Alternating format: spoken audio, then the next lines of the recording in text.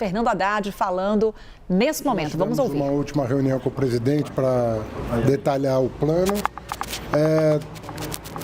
Falta um relatório, tem um relatório que vai nos chegar do MIDIC na Casa Civil sobre a situação empresa por empresa, um detalhamento que o presidente pediu, mas o ato em si não depende desse detalhamento porque é um ato mais genérico, só na regulamentação e aplicação da lei é que nós vamos ter que fazer uma análise mais setorial e CNPJ a CNPJ. Então nós vamos ter um plano muito detalhado para começar a atender, sobretudo, aqueles que são pequenos e não têm alternativas à exportação para os Estados Unidos, que é a preocupação maior do presidente.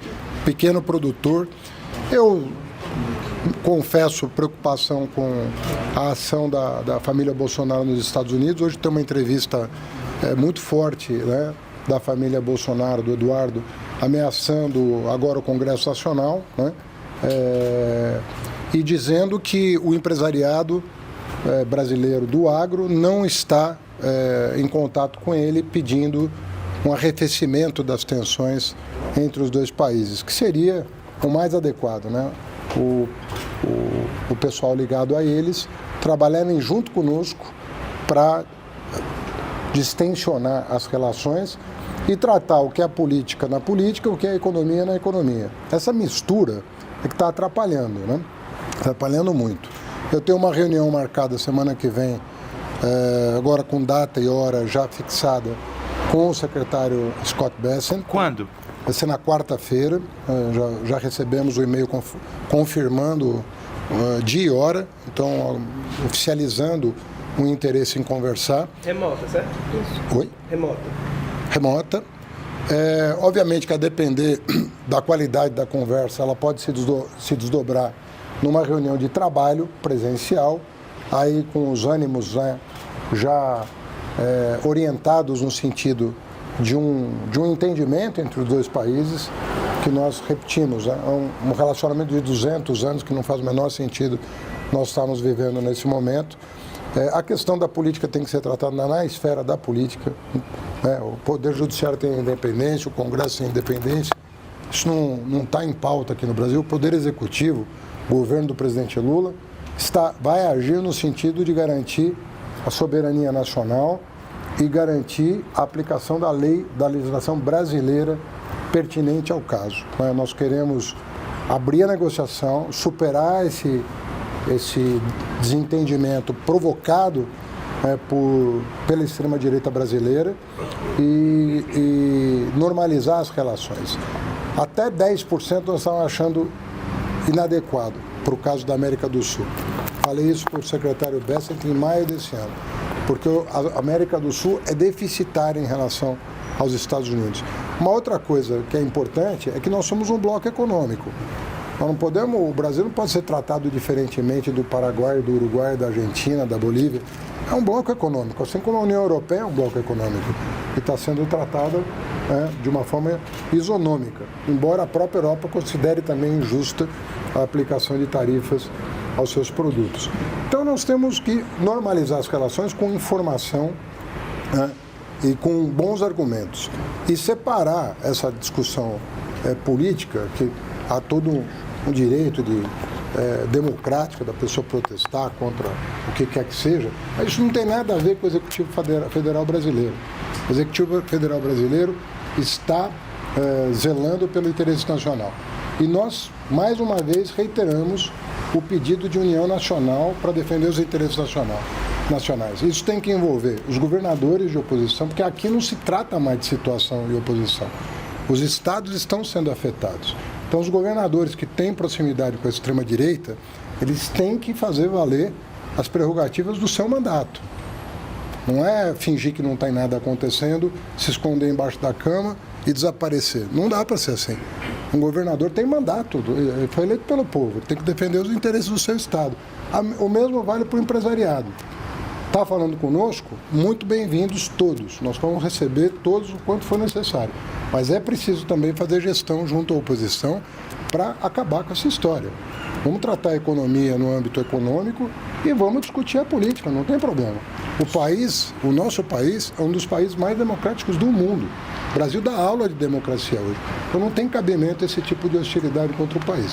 Ministro, uma dúvida sobre o pacote em si. O que eu queria entender é o seguinte: o senhor hoje tem reuniões de afinamento, mas são ordens executivas, são projetos de lei, essas ordens vão ser publicadas em decreto pelo presidente Lula. Como é que é essa composição? Porque a gente está num momento bastante delicado em relação ao Congresso Nacional. E qual é a data do anúncio formal, que coletiva sai hoje? O anúncio formal não cabe a mim anunciar, isso cabe ao Palácio do Planalto, o presidente vai fazê-lo. O texto sai daqui hoje, está pronto. Ontem nós procuramos entender a encomenda do presidente em relação ao detalhamento. Nós dissemos para ele que a questão empresa por empresa não precisa, evidentemente, ser tratada em lei, ela pode ser objeto de regulamentação, mas provavelmente o ato do presidente, ele que vai julgar conveniente, mas possivelmente terá que ser uma medida provisória para entrar em vigor imediatamente. E a concessão de crédito para as empresas mais impactadas pelo tarifaço e o aumento das compras governamentais estão previstos no plano? Estão previstos no plano. Tá bem? A próxima reunião vai ser daqui a uma semana. Daqui para lá, o que o empresariado pode esperar disso? Não, a proteção Primeiro, o empresariado tem que agir também em relação à oposição. A oposição está atrapalhando o país. E não sou eu que estou dizendo, é a oposição que está dizendo. Eles estão dizendo que vão atrapalhar o país. Eles estão anunciando isso. Tá? Tem uma entrevista no jornal de um líder da oposição, da extrema-direita brasileira, dizendo que vai fazer o possível para continuar atrapalhando o país. Se isso não é a notícia do dia, fica difícil entender para onde nós vamos. Ou o país se une para defender a causa nacional e separar o que é economia do que é política. Discussão política sobre democracia, direitos humanos, nos interessa. Nós somos o país campeão de debate democrático no mundo. Nós defendemos os direitos humanos, sobretudo o presidente Lula, em todos os âmbitos, em todas as esferas, em todos os fóruns internacionais. É da essência do nosso DNA. A luta pela redemocratização do Brasil é a essência do nosso DNA. A nossa crítica a qualquer tipo de autoritarismo é da essência do nosso DNA. Então nós estamos conversando, nós estamos na arena que nós gostamos. Agora, discutir isso no âmbito correto, estamos de acordo, mas não podemos prejudicar o trabalhador brasileiro, as empresas brasileiras, porque existe uma força extremista no Brasil agindo contra o interesse nacional. Então o empresariado, além de vir para Brasília, tem que conversar com a oposição, tem que passar a mão no telefone e ligar, né, para a turma que quer ver o circo pegar fogo, parar com isso. Estão prejudicando o país pelo quê? Então, em nome do que nós estamos fazendo isso? Governadores têm que começar a defender os interesses dos seus estados.